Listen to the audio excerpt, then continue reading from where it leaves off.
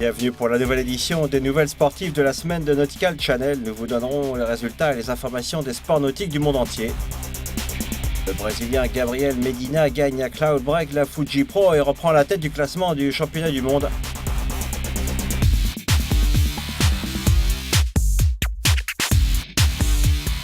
Aménagement dans la 35e Coupe de l'América, la nouvelle plateforme du catamaran à foil, la C62, sera plus petite, moins chère et plus nerveuse. Les polémiques sur le format de la course ne font que commencer.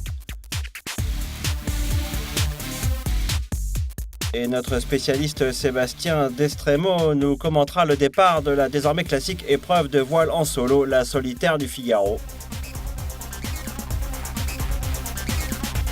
Plein feu sur la flotte du Pro Aquabike qui envahit Milan pour le Grand Prix d'Italie et pour sa deuxième étape dans le championnat du monde 2014.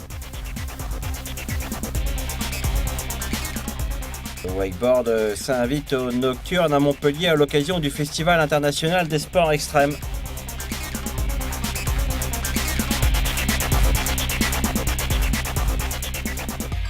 NC Sports, plongé dans l'action.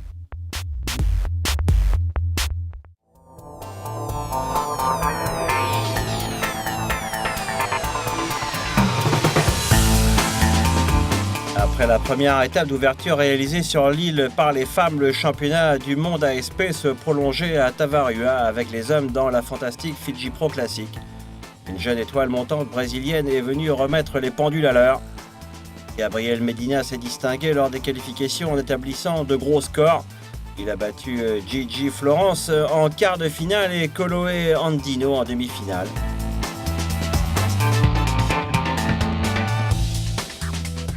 Parmi les opposants, Nat Young battait Mick Fanning, le champion du monde en titre, en quart de finale, et Michel Bourrez dans la demi-finale pour pouvoir rencontrer Medina en finale. Ce jeune homme de 21 ans, originaire de Santa Cruz en Californie, accède pour la deuxième fois de sa carrière en finale pour espérer reporter le titre de champion du monde sur les vagues mythiques de Cloudbreak. Pas de grosses vagues cette année par contre pour cette rencontre. Seuls des rouleaux de 50 cm se forment en différentes places du rivage. La tactique sera encore une fois cruciale. Gabriel se lançait tôt pour surfer et tester le parcours tandis que Nat choisissait méticuleusement ses vagues. Les deux surfeurs s'extirpaient de double rouleau et surfaient à des niveaux de 7 à 8 points. Mais le Brésilien prenait une sérieuse option à la victoire avec un 9,87 presque parfait.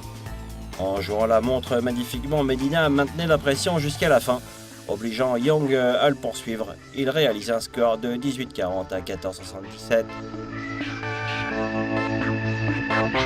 À mi-chemin de la saison, c'était une très bonne situation pour cet homme de 23 ans de Sao Paulo. Avec cette victoire à la Fiji Pro, Medina aura gagné 4 épreuves du championnat du monde, y compris celle de l'ouverture à la Quicksilver en mars dernier. Le voilà revenu à la première place de l'ASP mondial et il repousse Kenny Slater à la 3e place, celui-ci ayant perdu son quart de finale contre Michel Bourrez. La prochaine étape du championnat du monde ASP sera en Afrique du Sud, ce sera le J-Bay Open milieu juillet. Pour plus de surf, regardez le résumé complet de la Fiji Pro, ses interviews et ses commentaires avec la prochaine édition de Nautical Channel Sports.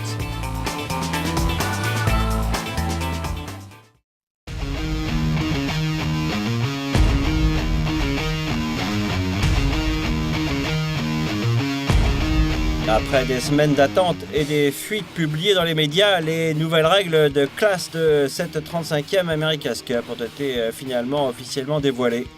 Sans surprise, c'est un catamaran à aile rigide qui est retenu pour les qualifications et la coupe elle-même. Voyons ce nouvel AC62, il est 3 mètres plus court que son prédécesseur mais promet d'être déjà aussi puissant, voire plus, sur les parcours utilisés l'année dernière.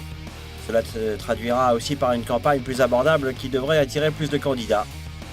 Le Defender Team Oracle USA et le Challenger officiel Team Australia ont chargé Pete Melvin, l'architecte de Team NZL de la dernière édition, superviser la rédaction du document.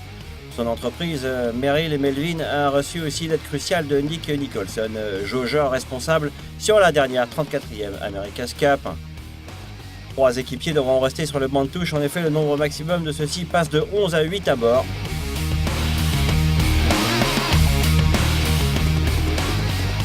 Le challenge Luna Rossa et celui d'Artemis ont également confirmé qu'ils voulaient participer. Ainsi, on aura sans doute une Louis Vuitton Cup plus animée si cela se réalise pour eux. Malheureusement, on ne verra pas ces monstres raccourcis voler avant les 5 mois précédents, les séries des Challengers en 2017. Où se tiendra la prochaine Coupe de l'América, eh bien cela demeure un mystère. En dehors de San Francisco, d'autres emplacements pourraient potentiellement faire l'affaire. Ce point parmi d'autres abordés a rapidement fait réagir les médias néo-zélandais. On a entendu le capitaine Grant Dalton dire que ce serait un handicap à la recherche de sponsors et qu'on aboutirait à une défection du légendaire Team Kiwi.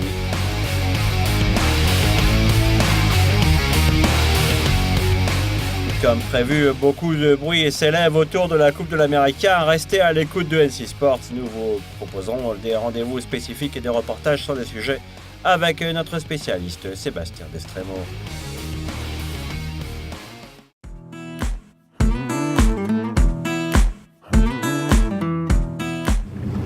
Après avoir passé plusieurs heures au mouillage devant Deauville, la flotte de la 45e édition de la Solitaire du Figaro prend le départ de la première étape dimanche. Vous regardez le journal de la voile d'Astop News. Bienvenue au bureau. Il n'y a jamais d'introduction en douceur sur la première étape de la grande classique française. Les 38 skippers se jettent dans une bataille féroce dès le coup de canon libérateur.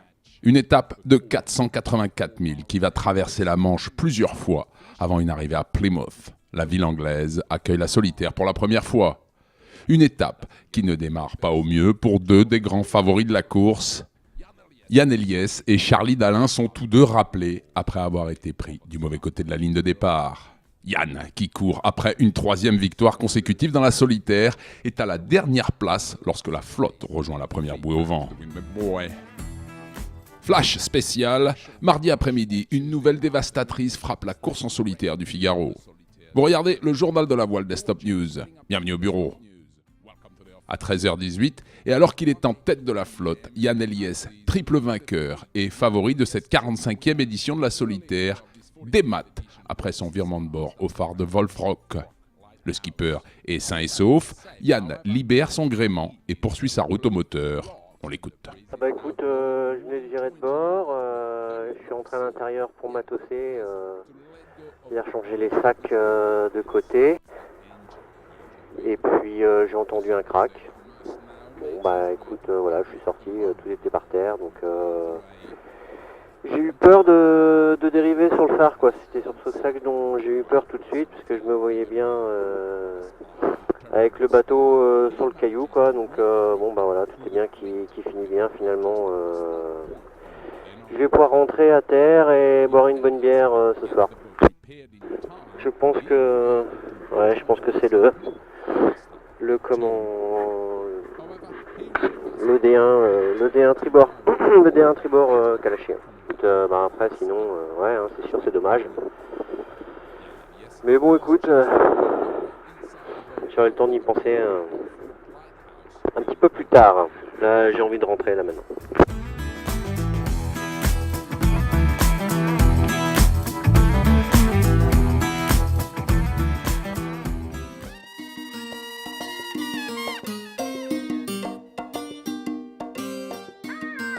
Milan a été le centre du jet ski ce week-end pour le Grand Prix d'Italie. C'est la 2e étape des 5 prévues au Championnat du Monde 2014.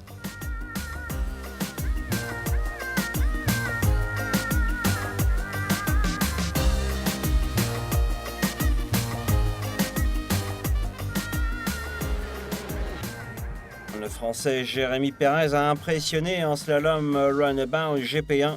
Il est venu à vue et a remporté les 2 épreuves phares de l'événement. Il ajoute à sa besace un énorme score de 50 points qui relève son piètre résultat de mars au Qatar et le porte en tête du championnat du monde de la catégorie. Je suis très content.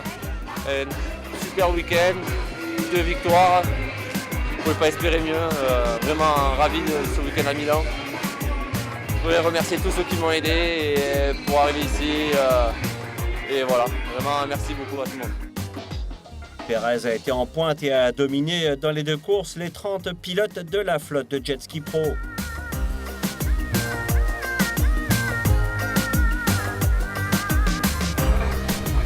Pons et Al-Haïdus du Qatar se classent 3e et 4e ici à Milan. Il est régulier et prend la seconde place du général. Teddy Pons, un Français très fort, lui aussi finit 3e de ce Grand Prix d'Italie grâce à une seconde place dans la deuxième finale de dimanche. Au général de ce championnat du monde, Perez à 60 points, il est suivi de Pons avec 58 points et de Al-Haïdus 50 points.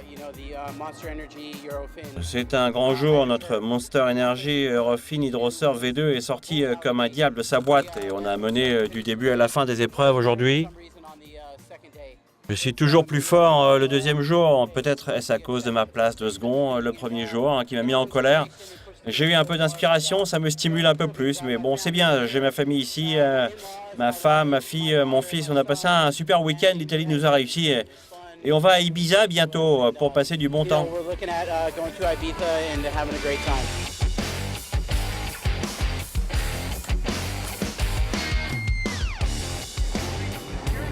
Chris McLuggage progresse et rafle la victoire en division jet ski avec sa place de second sur la première manche et de premier sur la manche 2. L'Américain est coincé entre Jérémy Porret, le Français, et Thiago Souza, le Portugais. Au championnat du monde, ils ont respectivement terminé second et troisième ici à Milan. Avec ces résultats à Doha, Porret reste en tête au général, suivi par Thiago et Chris. La France mène également dans la division jet ski avec Jennifer Ménard et Estelle Porret qui trustent les victoires des deux finales. 7 filles ont disputé le podium ici en Italie. La Suède et l'Italie se battent pour la 3e place.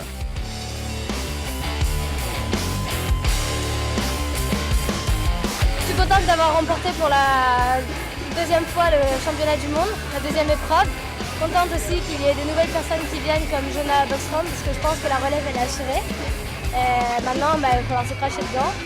Et j'espère maintenant gagner toutes les courses parce que c'est mon objectif, c'est être championne du monde cette année, championne de France et pour l'instant je suis bien partie.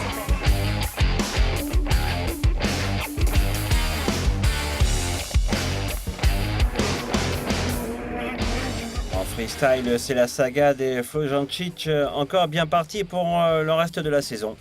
Les frères Rock et Nak ne laissent pas tomber l'affaire et prennent les 2 premières places suivies de la vedette locale Valerio Calderoni 3e.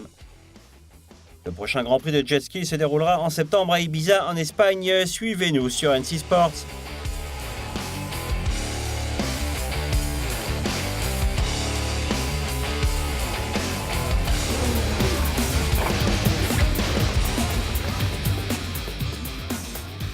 Le Festival international des sports extrêmes s'est tenu à Montpellier dans le sud de la France la semaine dernière, attirant une foule de compétiteurs de différentes disciplines.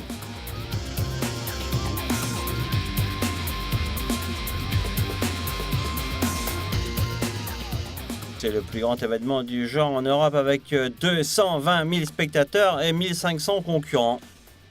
Le monde professionnel s'y retrouve pour les 5 jours intenses de skateboard, de roller, de BMX, de surf, des neiges et de wakeboard. Autour de tout ça, presque 1 millier d'amateurs viennent se mesurer contre les meilleurs. Ce festival très particulier comprend une épreuve très spéciale de figures en wakeboard qui illumine la nuit de la Côte d'Azur.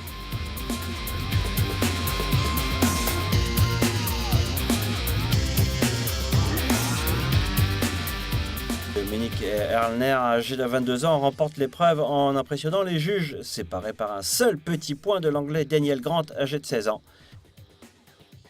Bo von Lercharfeld, un Allemand, termine 3e.